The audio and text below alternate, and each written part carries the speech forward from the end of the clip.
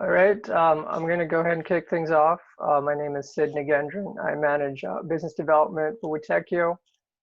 I want to welcome all of you to today's webinar session where we're going to discuss the pros and cons between Qt and Android. I want to highlight a few things before we begin. Number one, we are recording this session, so it will be available later on our YouTube channel. So we'll be sending a link out later for you to be able to see this. You will also have the ability to share your questions. So you'll notice there's a Q&A window towards the bottom of your screen. Feel free to enter your questions there, and then towards the second half of the presentation, we can discuss those. I'd like to now take the opportunity to introduce our speakers. Great. So our main presenter today, his name is Adrien. He is our senior software architect. He's been at Witekio for over 8 years, and his specializations are in system architecture and application development. We also have Nick Elsmore, who will be joining us today. He's our senior system engineer. He's been with Witekio for a little over 2 years, and his specialties are in kernel and firmware development / integration. Yours truly, this is Sid Nagendran. I manage business development for North America. I've been at Witekio for 2 years now, and been in the embedded field for over 15 years, serving different verticals and helping different OEMs speed up their time to market and increase their innovation quotient.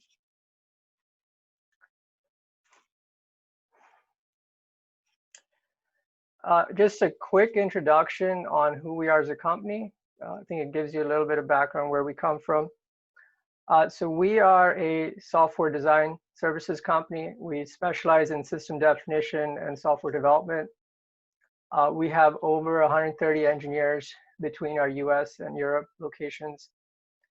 In the US, we're headquartered in Seattle, Washington. Our parent company is Avnet Electronics.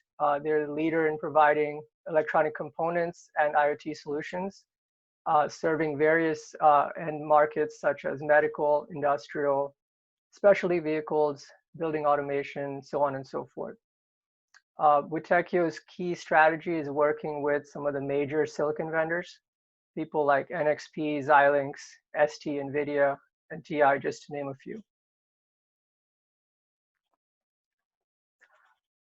When our customers are building an embedded product, it really requires a full stack of skill sets. And working with a software partner can really help enhance the product offering. So at Witekio, what we try to do is help customers right from the hardware level, which is helping them with their schematic reviews, providing services on testing different hardware components. But really, our big value comes in during the board bring-up services. So you see that at the first layer there, BSP drivers and firmware. Our specialties include Linux, using Yocto framework, working with Android and Win 10 IoT. We have a strong proficiency in a number of different programming languages, including C, C++, bare metal, as well as writing RTOSes for different microcontrollers. If you're doing any type of custom hardware, chances are you want to integrate some sensors, cameras, different components such as Wi-Fi. So you'll want to have a company that specializes in understanding interfaces such as SPI or I2C. So that's another area to look out for. Finally, if your product has a screen, there's going to be some type of UI element and some type of business logic. You'll want to have some proficient application developers that can make sure that your UI is responsive and that your product can really delight their customers. Chances are you also have some sort of cloud connectivity. And so if you're looking to integrate your device to your cloud, there are things that we can help you there with connecting to different cloud platforms, such as Azure and Google Cloud and AWS. There are a lot of different things on the cloud side, such as device provisioning, telemetry, fleet management. These are things that proficient software integrator such as Witekio can help. The end result is for our customers, they're going to get a product that's going to have faster boot time. It's going to be secure end to end. It'll be responsive, bug-free, and future-proof. So the key here is designing your product from the start, working with a software partner that can help you sort of assess all those different pieces so that your product can really get to market on time. With that said, I want to now hand it off to Adrien, who's going to really highlight the importance of choosing the right operating system and the kind of impact it can have on your overall product. Yeah, thank you very much, Sid. So let's jump right in. So the topic of today is basically looking at two OSs that are Linux and Android, and looking at from the an embedded perspective. So how these two OS can integrate on an embedded device, what are the pros and cons, and for the application we choose Qt because this is one of the main technology we use for the graphical application. So we are just going to look at these two different stacks and kind of give you our feedback on what works, what you want to use this for, and what you should be careful to. So to start, I would definitely say that both are widely used. Both are solid technology stack. There's no problem, no specific problem with any one of the two. It's more giving you the right tools to select the right technology. And in our example, we basically created for you a white paper where we started from an IMX8, which is a standard embedded chip, and designed two systems, one based on Android, one based on Linux, and recreated the same application to kind of have this same baseline and be able to compare these two OSs front to front and gather more information to share. So as you know, Android is actually based on Linux. So this is something that we are going to also talk a bit about during this presentation. And in this case, we choose to use a full Android stack. What I mean by that is we're using an Android OS and Android application. But you can also absolutely have a Qt application running on top of your Android system. And there are some good use cases for that. So this is what we're going to see. 2S stack, what are the benefits? What are the limitations of those? Which one is right for you, which is the most important question. And for that, so like I said, we wrote actually a white paper. So one hardware, one UX, and these two technology stack. And 3 people were involved. And no, this is not their actual mugshot. But this is what we have here. So Julien, Stefan, and Erwan were the 3 engineers who worked at this white paper. And they all 3 specialized in different parts, different components on that white paper we created. This is the application that was produced, so the result of this work. As you can see, both are very close. They're not exactly identical. There are some slight differences, but from a US perspective, they are very close together, which is very much all we need to be able to compare the performance, to compare all the different features. And by recreating this application, this basically leads us to ask the question of how Qt handles this versus how Android handles that. And in the end, what's the easiest way to develop that kind of application for an embedded device? And at the bottom right, you have the link to the actual GitHub, where you can find the source code that we use for these 2 applications. So let's start with the OS, and then we're going to look at the application stack. And then we're going to have a summary of basically what are the main points that you should remember and the main criteria for choosing one versus the other. So let's start with Linux, for example. So when we develop an embedded product, when you develop an embedded product, you have to create, most of the time, the distribution yourself, because you'll need to customize it to ship it with exactly the right components and to control really what's happening on the device. There are multiple tools that you can use for that. The main one, the industry standard, is Yocto, which is you can call that a build system that will let you take component existing from the open source community, add packages, customize what you want to do at a security level, etc. And the output of that is the image that you're going to flash.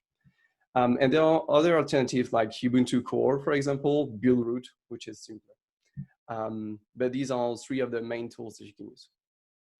And for Android, so you have the main Android, the one that's running on your smartphone, and then you have different flavors. You have automotive, TV, wear, and things as well. So these are two of the base flavors you can have for both OSs. And most of the time, if you are not, if working on an embedded device is new to you, Android will usually be the platform that stands out, because this is the thing that you have on your smartphone. This is the thing that you have on your TV. And if you have the choice between the two, Android seems like the way to go. You have all this Play Store. It's easy to create application, which is true. And what we want to say here is basically be careful about how you frame this choice, because Android OS for smartphone is different from what you will have to do on embedded. And developing an application, Android application, is also completely different from working at the OS level for Android. And there are some fundamental differences, so we're gonna talk a bit about that. All right. So from a performance and requirement perspective, you will see that the difference is quite notable, which is unsurprising, because Android is based on Linux and provides all this set of all this ecosystem of different tools that you can use to create your application, like the JVM, etc. So if we're looking, for example, at the RAM requirement for your device, you have 128 versus 512 megabytes, and that's the minimum requirement for a platform. So you can see that there's already quite a factor between the two.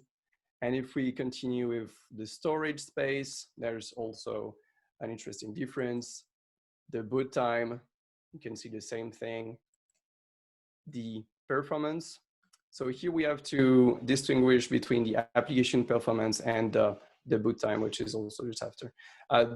What I mean here by performance is having the similar application on both platforms and basically comparing the frame rate that you could have.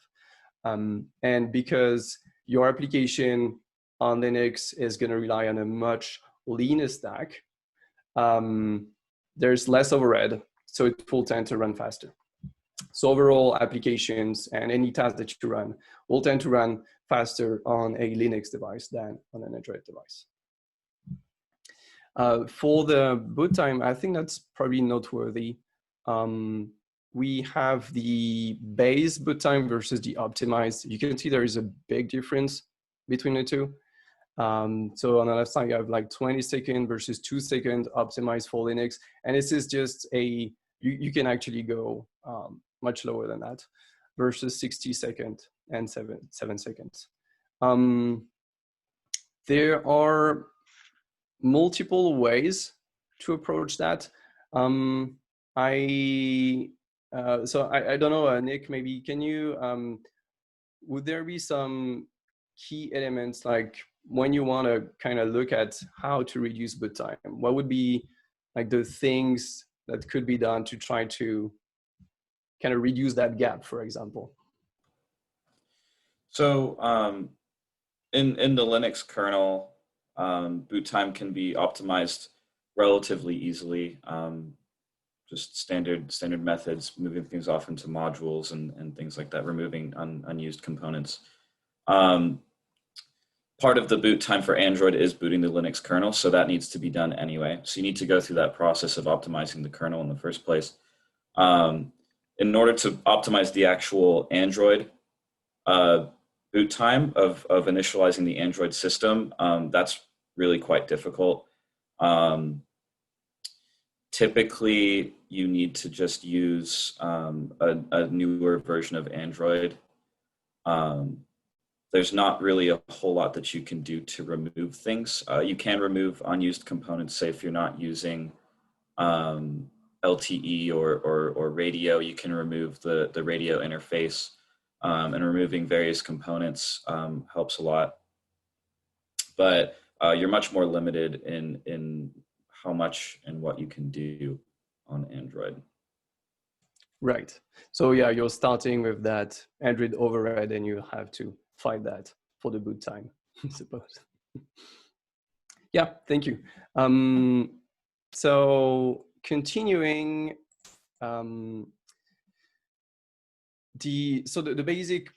idea behind that is really Linux is going to be much leaner than if you go for Android. And the direct impact of that is if you, for example, want to go for the cheapest hardware, or if you want to go for the basically the best performance for your hardware, going to Linux directly would probably make sense because you have more control and you have a base that's much leaner than what you have for Android. And the reason for that overhead on Android, we discussed that a bit, but it's based on Linux, and you have the JVM, which is the virtual machine for Java. You have the hardware abstraction layer. You have basically all the API that's provided to your application, the Android runtime. So all of these are different elements that contribute to it. So that's the first side of the picture. If we look at the features that are provided by these two OSs, it is actually pretty different. So starting from the graphical user interface, if you look between the two, Linux, Android, overall, Android will provide you much more tools out of the box to do things like having a virtual keyboard, which you need when you have an embedded device, managing your Wi-Fi through a graphical user interface, Wi-Fi device, SD card, the brightness of the screen. All these elements are already present in Android. So if you want to let your user change that, you have that base with Android. On Linux side, you have some tools, you have some desktop environment that you can use, and you have some also touchscreen optimized desktop environment. But out of the box, a fresh Linux, for example, that comes out of Yocto and configured is going to be pretty much, will not have this kind of feature. So you will have to know what are the tools that exist there that you can use, integrate them, pull them in your distribution, build them, and generate your image from that. So there's a bit of knowing all the pieces that exist in the open source software for Linux and what can be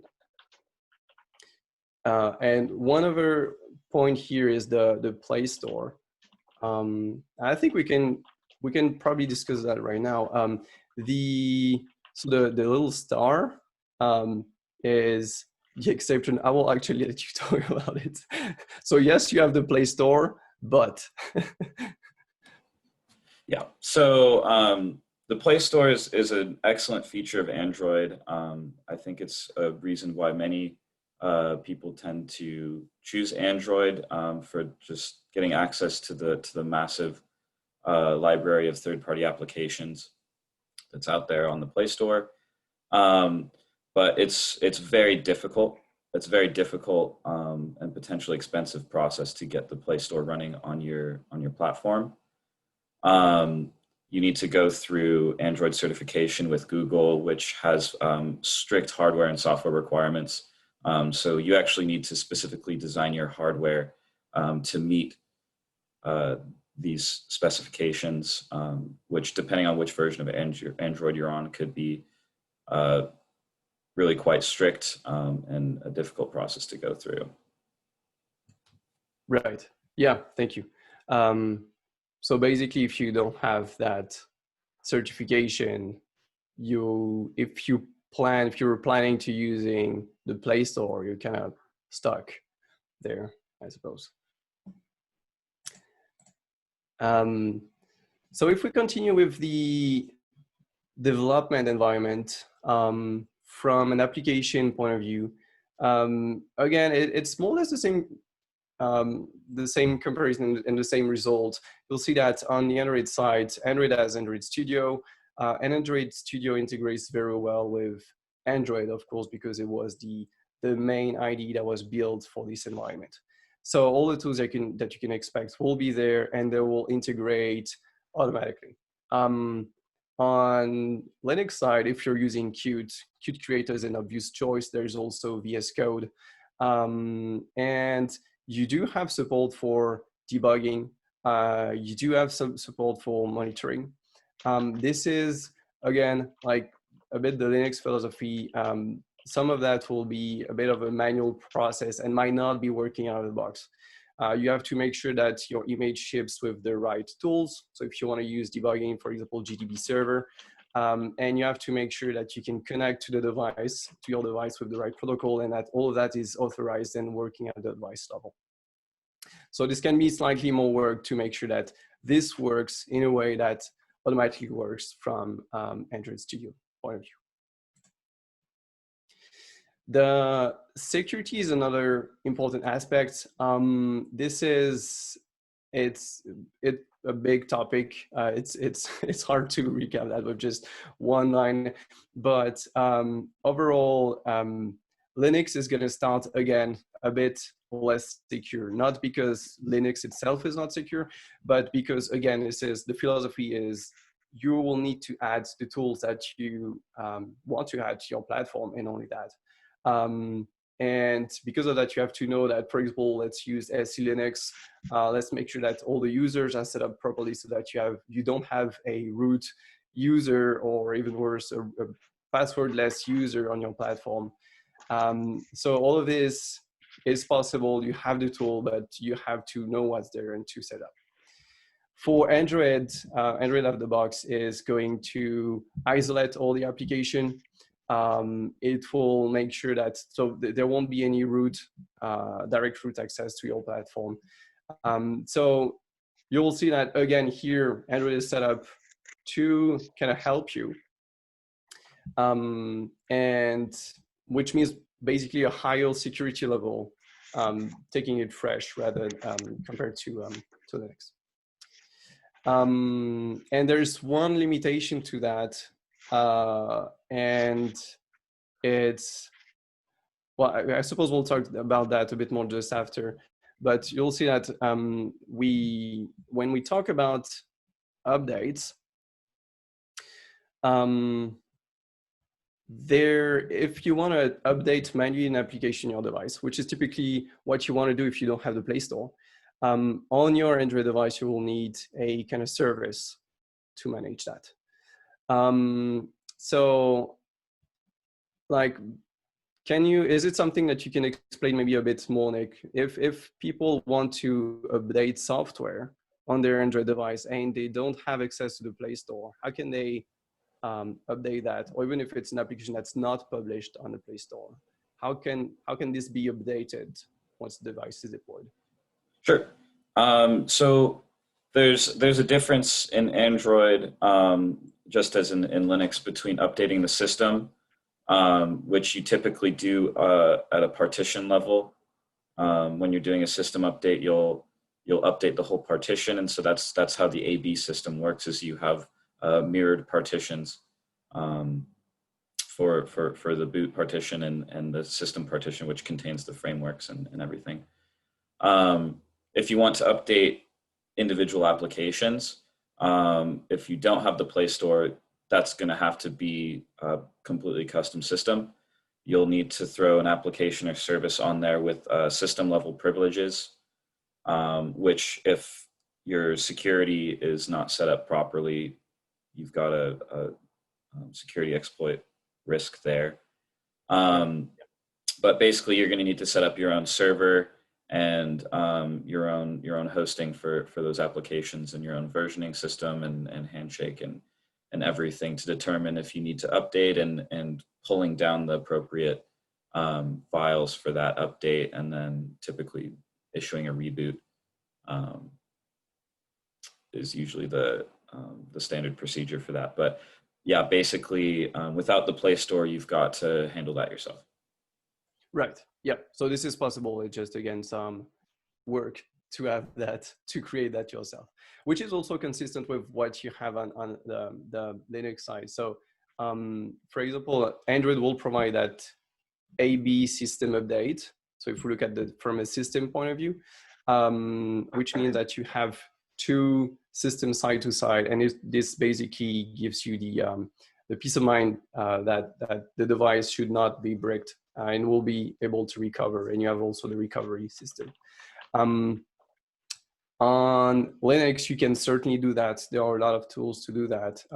You can, for example, to name a few, you can use SW Update, you can use Rock, you can use OS Tree, which are all different tools to manage updates at a system level or package level in a way that's compatible with embedded device requirements. So for example, be power failure safe. If the power is cut during the update, how do you recover from that?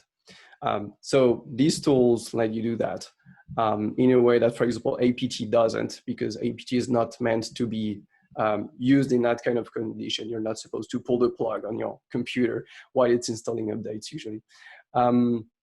You have all these tools. You just need to integrate them and to integrate them into the whole update architecture that you have. And if we look at application updates, so for Android, we discussed a bit about that. You can go through the Play Store, you can have that update service. For Linux, you can use APT, which is something that typically we don't recommend. You can deploy everything. We have also Dockers that you update. There are some limitations to that, but you can also use Docker to deploy your application. That's doable. Or you can use package manager for the embedded, like Rock, which are meant to be autonomical when you update your application. And you can still use remote repository and kind of push your updates the way you want. I can probably mention also you can use, of course, solution like Azure IoT.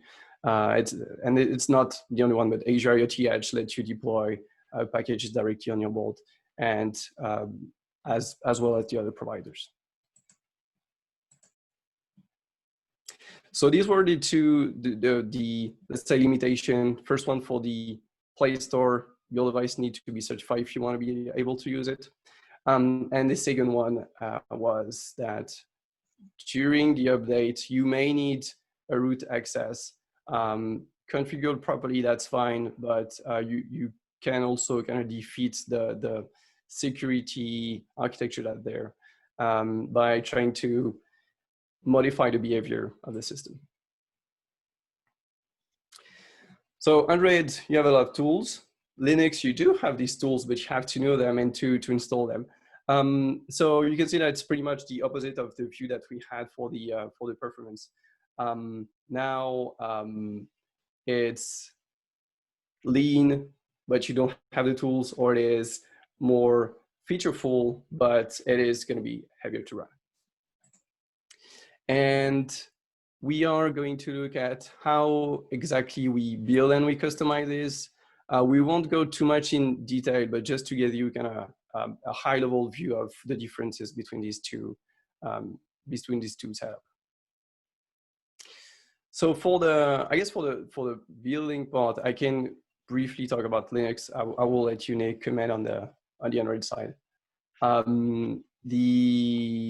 So for Linux, that depends a lot on the tools that you're using, but this can be fairly simple if you're using, for example, build root, which is a very simple way of building a distribution. That's going to be easy. Using Yocto is a bit more difficult, but overall, there's some documentation. It's possible to ramp up. It takes some time, but you can get used to it.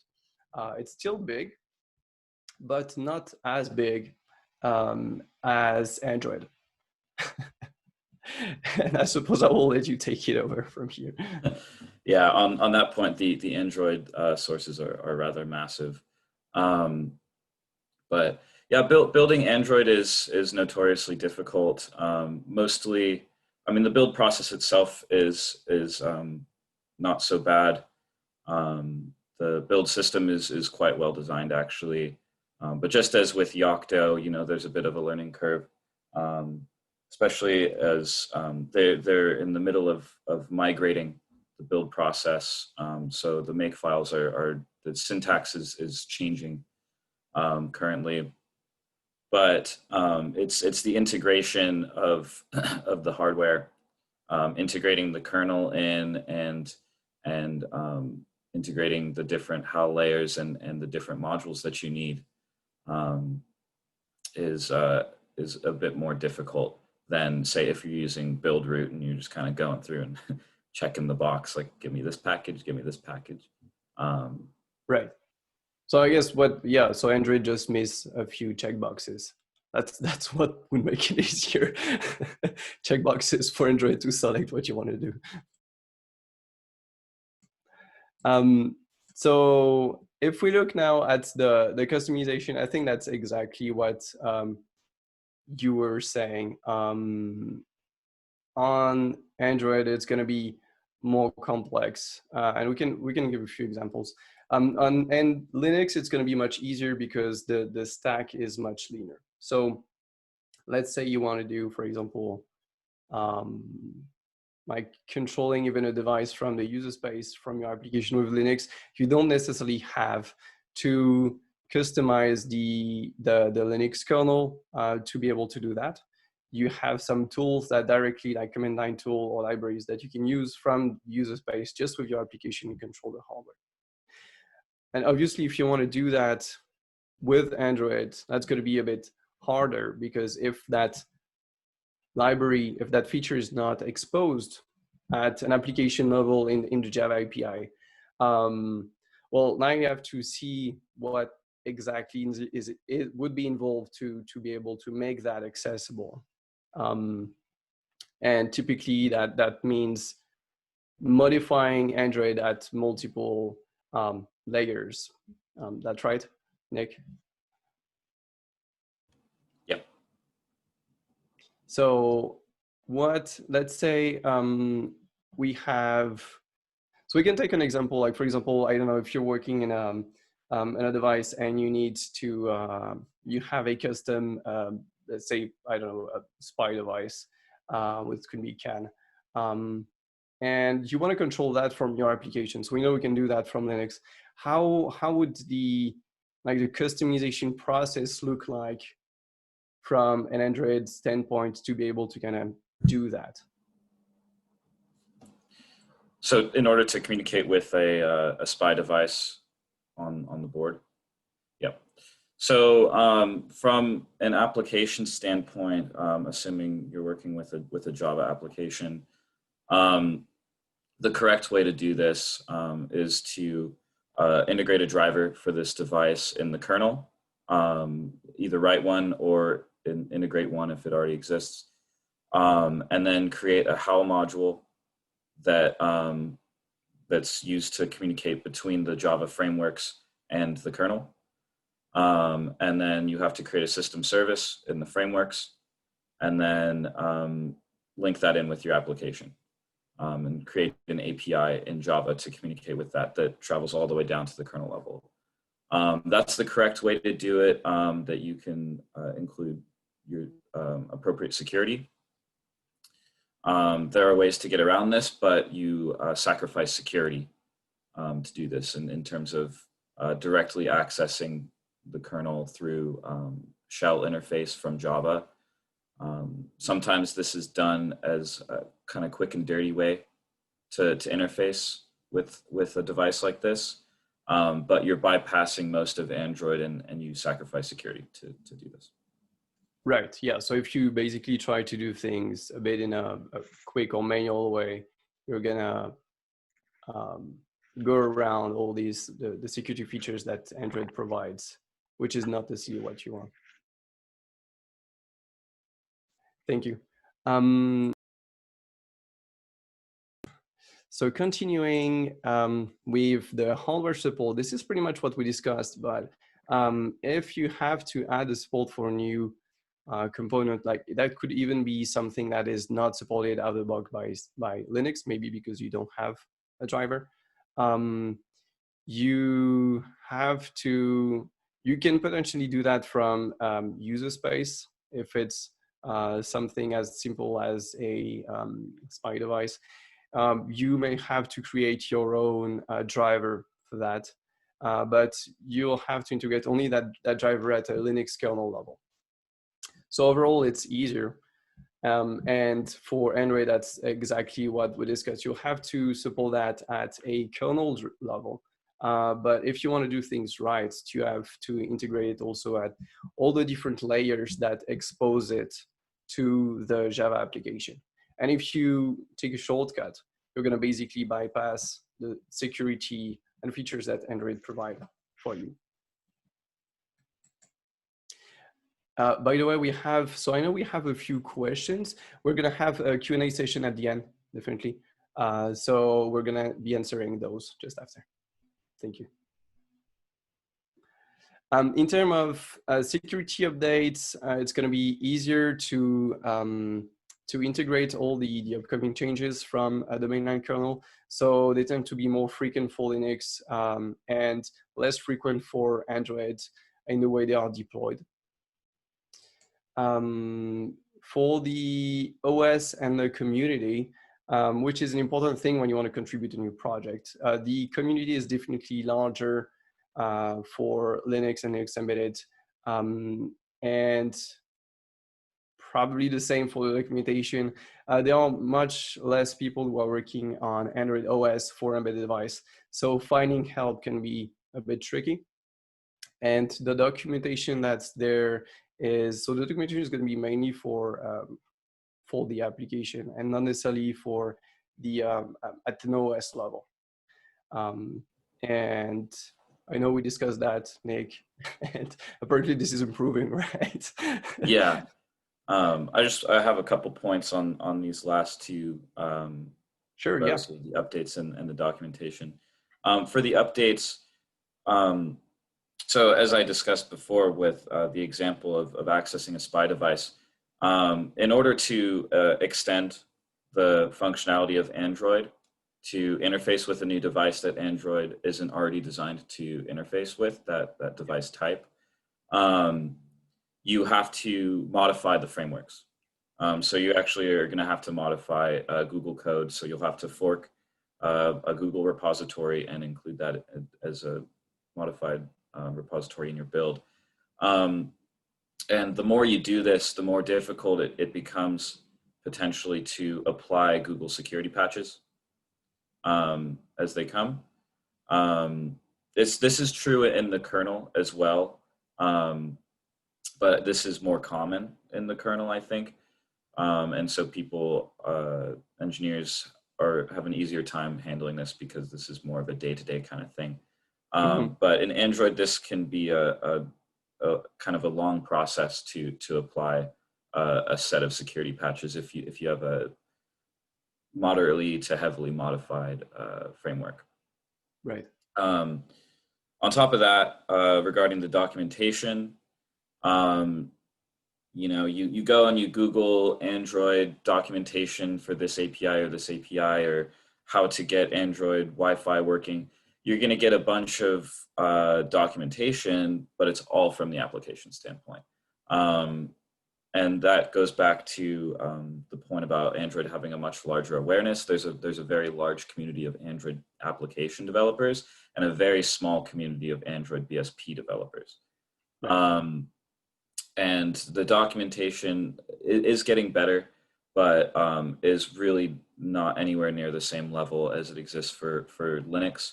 or for Android applications. So it can be pretty difficult to find the right answer for how to handle certain things in Android. And really, it just takes experience and taking the time to sit there and read through the source code and understand how it works from that level is really the only way to get the information that you need. Right, but potentially challenging, can say, process. Yeah, to get there. Yeah, it's a lot of source code. Sounds good. Thank you for the precision. And yeah, the overall conclusion to that is it's gonna be easier for you to tailor your Linux distribution to your needs. Exactly.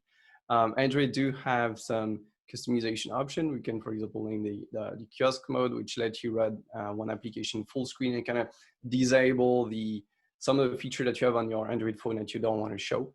But if you stray away from that, it's going to be more work to exactly do what you want with Android.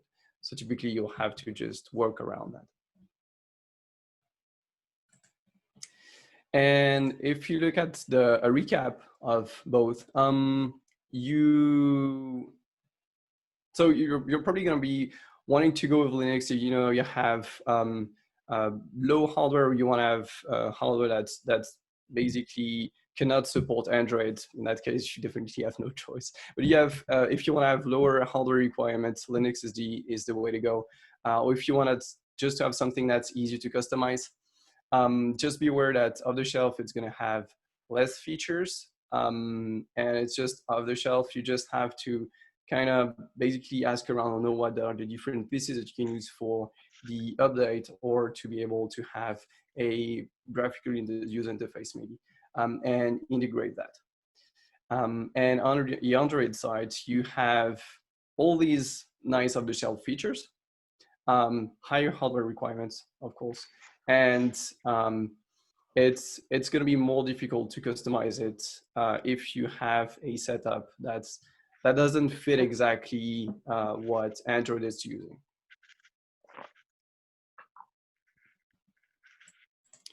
And from that, we're going to switch quickly to the application overview. And by that, this is going to be basically comparing some of the Android feature and Qt features, and what are the differences between these two. So just to highlight the technology stack before going further, so we're still on the IMX8. On Linux, we're using all the logic is developed in Qt and C++. The UI is in Qt and QML. And of course, we have other options. And for Android, we use simply Android, Java, and the base Android UI XML based. You have many more options. There are some good cases where you may want to use, for example, Qt for Android. And that's something that we can discuss later. But that's basically to frame this discussion around this different framework and this technology stack. So I'm gonna probably go a bit faster on this one because the differences are a lot smaller than at the OS level. But if you look at the community size, for example, and here it's Qt versus Android application, overall, the community tends to be larger for Android, and it's just because there are a lot of developers out there. The Qt community is also pretty large, so it's not going to be a problem. But if we had to compare, there's definitely more Android developers. In terms of stack, it's pretty much the same. One of the big difference is JavaScript. So if you're familiar with Qt and Qt Quick, so on one end, you will be using C++ for the logic, Qt Quick for the UI, which is basically QML and JavaScript and their engine. For Android, you have Android Java and the XML description of the UI. What Android lacks here is a scripting language to help you put things together, at least for this stack. So what you can do in Qt is, if you want, for example, to have a just some small code, some small behavior that you want to put in the UI, because maybe you want to have that animation that triggers at a specific time and you want to change the color of something. It's very easy to kind of do that programmatically in JavaScript. I'll script that in Qt. In Android, you have some way to customize the content, but if you go beyond what's these different basically style options, you'll have to rely on Java and Java code to be able to do that. And that's for this specific technology stack. Looking at the cross-platform question, that's an easy answer, but yes, Qt is cross-platform. So if you develop the application with Qt, you can run that on a variety of different platforms. That's obviously not the case for Android. Qt also has a nice tool, which is very recent tool, Qt Design Studio. And Qt Design Studio is basically a way to streamline the process between designer and the integration of the graphical design in your application. This is typically that's something, or historically something that application developer had to do, either from a PDF or from a tool like, for example, there's Zeppelin. But with Qt Design Studio, you can basically bring the designer much more close to the application than they were before, which let them like customize the animation and everything, which is actually fairly neat to have, because otherwise you always have this separation between the design team and the software team, and it's hard sometimes to put the pieces together. Adrien, before you move on, just a question from the audience. Sure. And this is regarding the cross-platform piece. Is there a way to use Qt Creator to design iOS apps? Yes. So you can use Qt Creator to create iPhone applications. The limitation is you'll need a Mac at some point, and you'll need to basically generate the final package from a Mac machine. But yeah, you can use Qt Creator to create an iPhone application. I mean, that especially makes sense if it's based on Qt, obviously. But this is definitely something that can be done. Yeah. So the question is specifically why is the Mac required to build the iOS apps? Why can't you do it on Linux? Oh, sorry. Now I see the question now. That's a good question.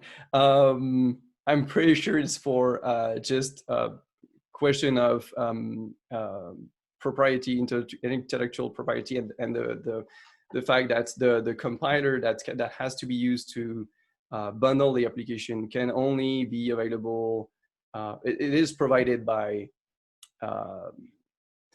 Apple, and it will only be compatible with their system and their Apple system.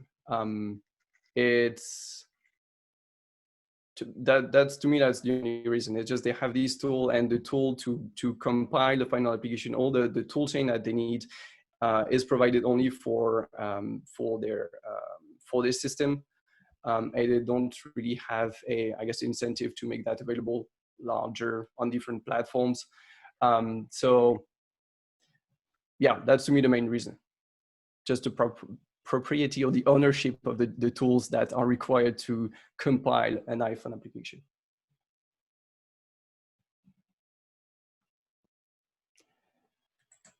Let's that. So there are a lot of other criteria that are interesting when you're developing an application. For example, you always have the navigation and the history. Let's say you have an application, you want to be able to navigate to go back in a page, even if it's an embedded application, because just everyone expects that.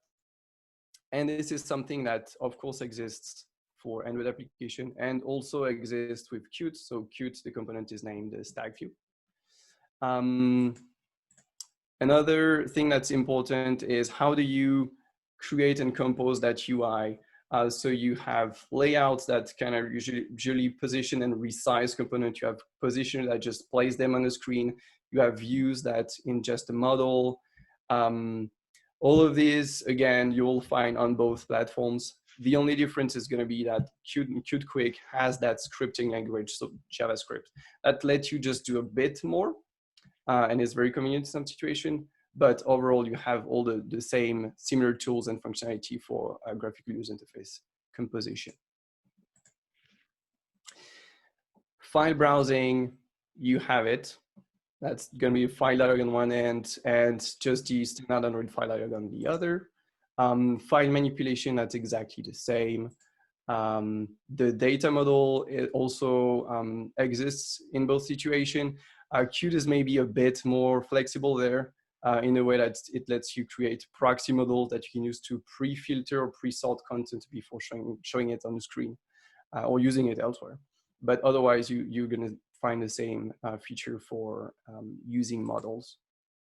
Data display, and here I'm talking using a model and showing it on screens. So this is what view and all the different views do in Qt. You also have the delegates and the binding, and Adrien again has the same features. If we're talking multimedia, which is something we use in our test, in our demo application, again, you can expect that to be supported on both platforms. The only limitation there is that we had some trouble extracting the cover of albums, but that's really not going to be our biggest issue. In terms of playback, you can surely play audio and video for both platforms. And the two last points are accessibility and internationalization. From an accessibility point of view, it's going to be a bit more rich on the Android side. Qt has some accessibility feature to be used at a system level where you can give hints on the buttons on what's displayed.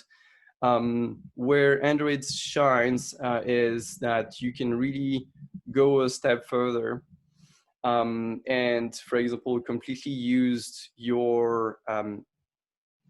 Android to be able to control your device, even if, for example, you're blind, because it will read what's happening on the screen and let you control it. The one limitation to that is that you're most likely going to need a Android certification for your device. That's right, Nick?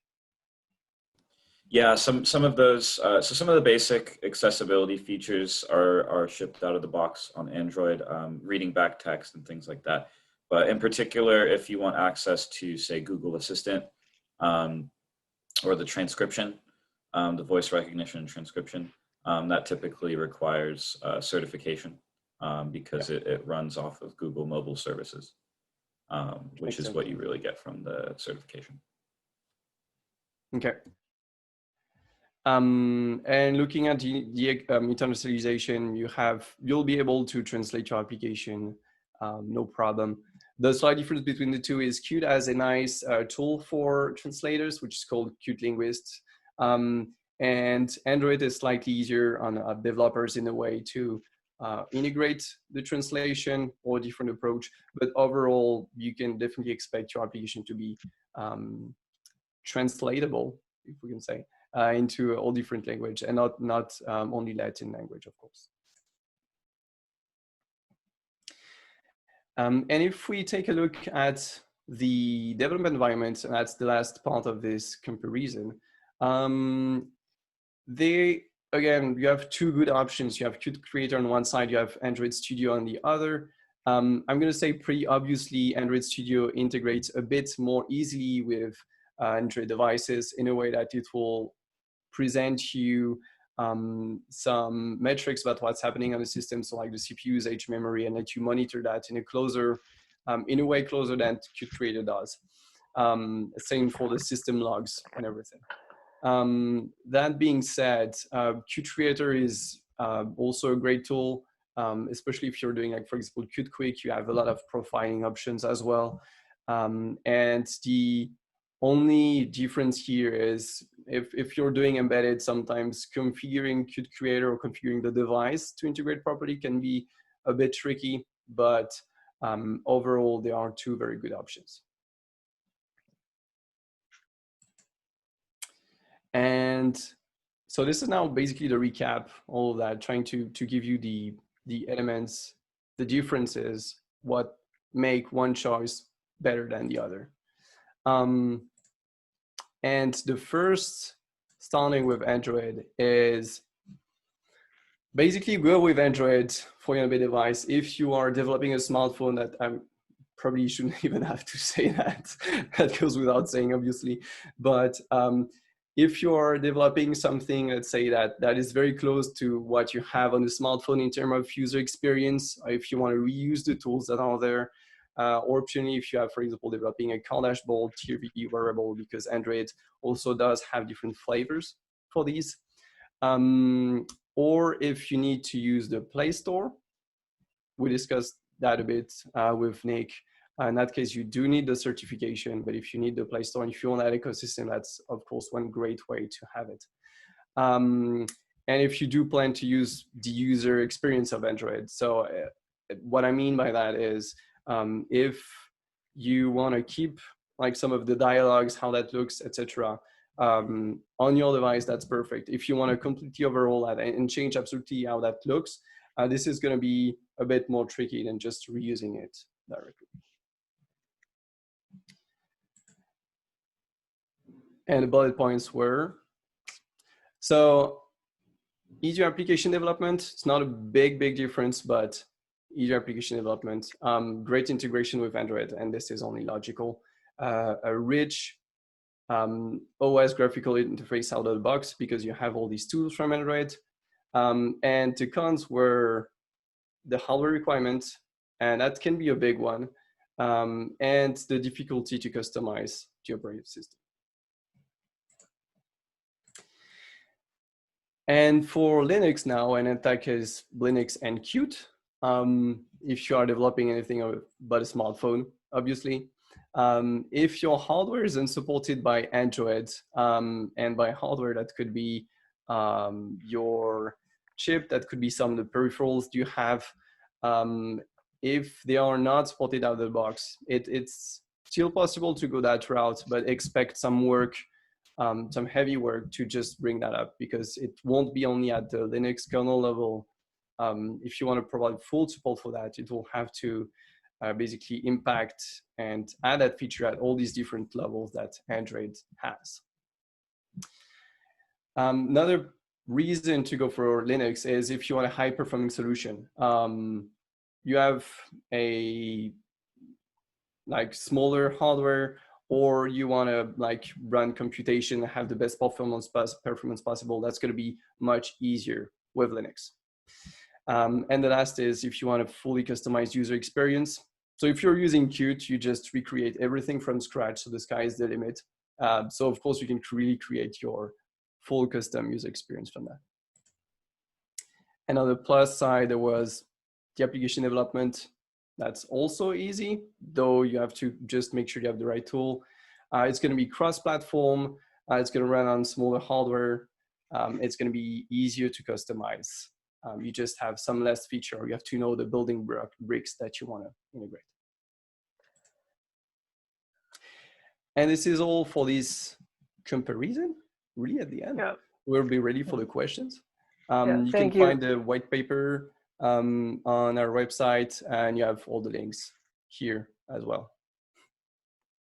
Adrien, thank you so much. This was very helpful. I also want to thank the audience for tuning in.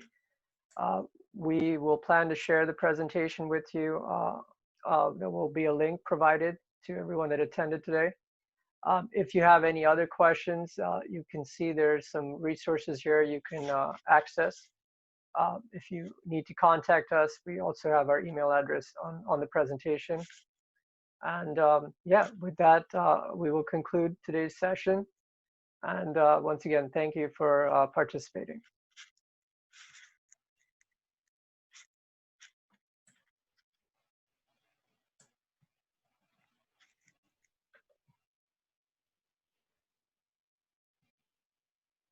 They are, oops. If there's any questions, this would be a good time to ask them. I don't know, I'm looking at the Q&A panel. exactly.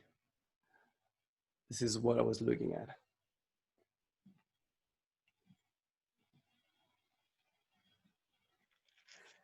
I don't know if we already answered this, but there's a question about when does it make sense to use Qt Creator on Android? So I answered that question in the text there, but I'll read my answer so that it gets in the recording. Yeah, so you can definitely run you can develop Qt applications to run on Android. They make use of the NDK, which allows C and C++ application development on Android. Typically, this makes sense if you're migrating from an existing embedded Linux platform and you're migrating to Android, and you already have an existing application written in Qt. It can be easier to port from Qt on Linux to Qt on Android than to fully port all of that over into the Java application framework that Android provides. Mm-hmm. Absolutely, yeah. And one to add to that, so you definitely can. So some scenarios where this makes sense are typically we've seen, for example, people developing application on another platform, or maybe they have a desktop application and they want to kind of bring some of that code over to a different devices. It makes total sense to use Qt if you use Qt on these other devices. This is one of the strengths of Qt. You'll be able to reuse that code and move it. Of course, there's always some customization, but it's much easier to reuse it and to just make the most of what you have already. And it also works in the other side if you know that you want to develop an embedded application.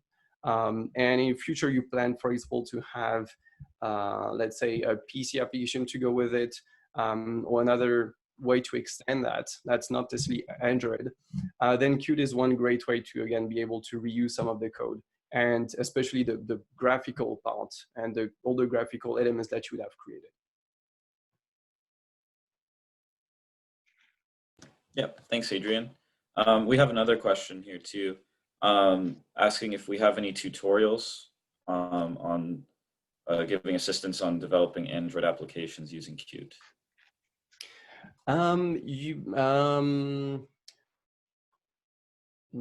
That's a good question. I know we have a couple blog articles. Qt does have a lot of sample and just overall like the documentation around it, and different sample and simple application to help you. I know there's also multiple other conferences and talks that were just meant to just explain that a bit more in depth. So personally, I don't have a tutorial, but we do have some blog article, and we can surely share some link. Yeah, that's probably the best thing to do. We can forward you some links to some interesting resources to kind of help you with that.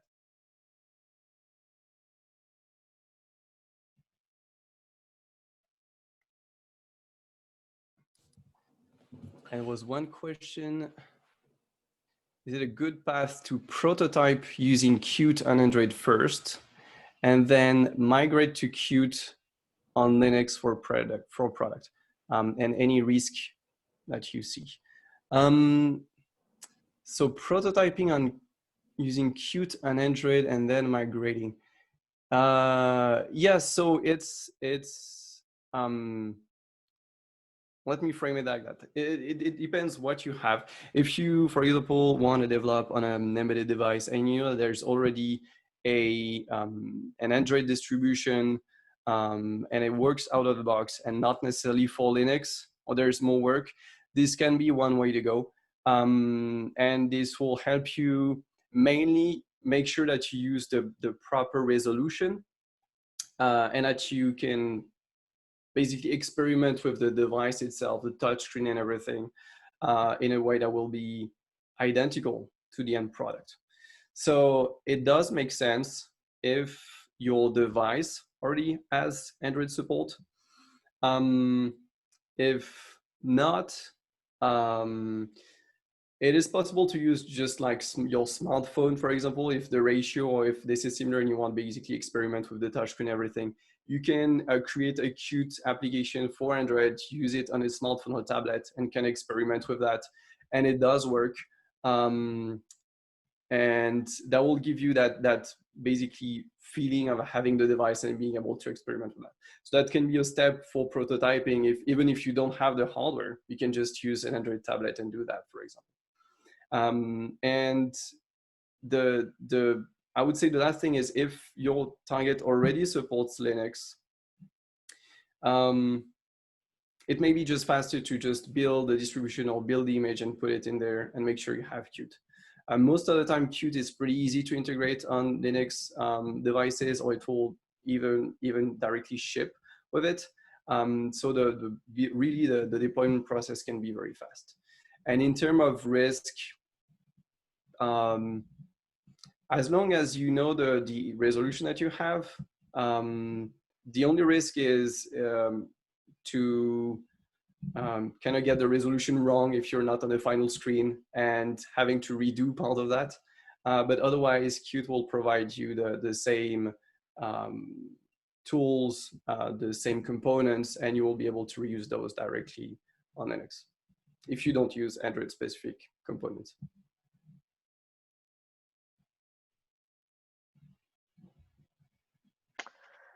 All right, I think we're a few minutes over. We really appreciate everyone's participation.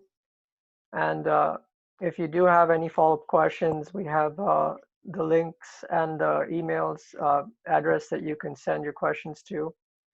Otherwise, once again, thank you for your participation. Thank you, Adrien and Nick, for the presentation. And we wish everyone a nice rest of your day. Thank you very much, everyone. Thanks, everyone.